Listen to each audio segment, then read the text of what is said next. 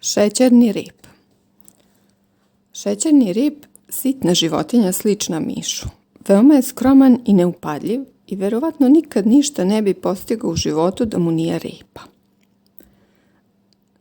Rep mu je dugačak kao osrednja pertla iz cipele, što ne znači mnogo, i luči jednu materiju slatkog ukusa, što znači sasvim dosta. Zbog toga se mnoge šumske zveri umiljavaju ovoj životinjici, ne bi li im dopustila da je ližu po repu i tako zaslade svoj kurak zverinji život. No šećerni rep ima i neprijatelja. To su ljudi koji ga neumorno love jer se od njegovog repa dobija odlično sredstvo za zaslađivanje kafe.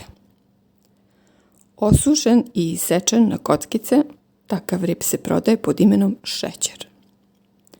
Šećerni rep iznad svega ceni porodični život, izuzetno dobar muž, on nikad ne izlazi sam, uz njega je uvek njegova ženka, šećerna repa.